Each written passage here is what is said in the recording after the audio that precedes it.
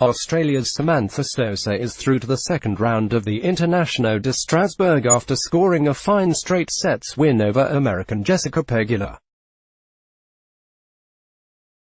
The 35-year-old former world number 4, who won her most recent WTA singles title in Strasbourg 2 years ago, prevailed 6-4, 6-1 in just over an hour as she continued her build-up to next week's French Open. Headline: Australia's Barty is the top seed as she fine-tunes her French Open preparations. Credit: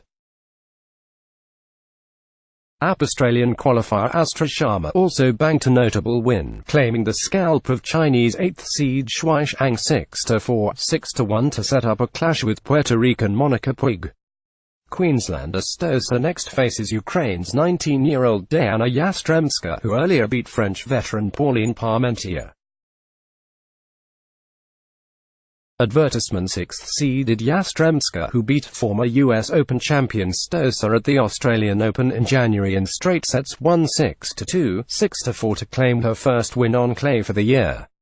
Top seed and Australian number 1 Barty kicks off her tournament on Tuesday night AEST against Daria Gavrilova as the two Aussies face off on clay for the second time in 3 weeks. Earlier this month, Barty beat Gavrilova in the first round at the Madrid Open in straight sets. Barty holds a 3-1 edge in their head-to-head record ahead of her final hit-out before arriving in Paris, where she is guaranteed a top 8 seeding for the first time. Among the men in action, Australia's Jason Kubler is through to the second round of qualifying at the French Open, but compatriot Thanasi Kokkinakis was forced to pull out of his match because of injury. Former world junior number 1 Kubler, who is himself battling back from injury problems, posted a 6-4, 6-4 win over Indian 24th seed Ramkumar Ramanathan at Roland Garros on Monday, setting up a matchup with veteran Serbian Viktor Troicki.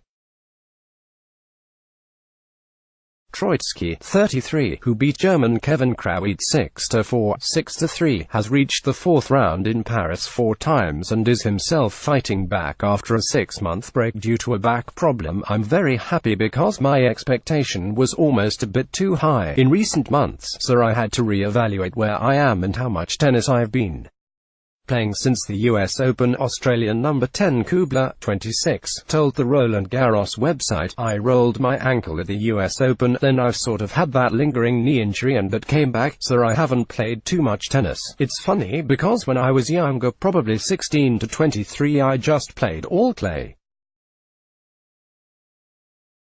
I was saying to the coaches I've been hitting on clay for a couple of months now, but it's only last week I started feeling good on it, so I've probably timed it pretty well." As Kubler progressed, compatriot Kokkinakis, who made the Roland Garros third round as a teenager in 2015, was forced to withdraw from his opener with Czech 19th seed Lukas Rosol. Kokkinakis was replaced in the draw at short notice by Amir Weintraub, but the Israeli was swiftly dispatched by Rosol 6-3, 6-1. Sydney's James Duckworth was forced to retire against 6th seed Sergei Stakhovsky while trailing 4-2 in the first set. And his 22-year-old countryman Mark Polmans battled well but suffered a 6-2, 1-6, 6-3 defeat in 1 hour 55 minutes to Italy's Gianluigi Quincy. French Open wildcard recipient Alexei Popyrin joined countrymen Alex de Minaur, Nick Kyrgios, John Millman, Matt Ebden, Jordan Thompson and Bernard Tomic in the men's main French Open draw last week. But Thompson and Ebden's preparations were dealt a blow as they bowed out of the Geneva Open on Monday. Thompson lost 5-7, 6-2, 6-4 to American Dennis Kudla, while 7th-seeded Ebden went down 6-2, 7-6, 7-4 to Nicolas Jarry of Chile. Meanwhile, Tomic became another Australian injury victim when he was forced to quit his clash with Canadian Steven Diaz in the ATP Lyon Open when trailing 6-4, 4-1. Most viewed in Sportlet's blog ads. Why?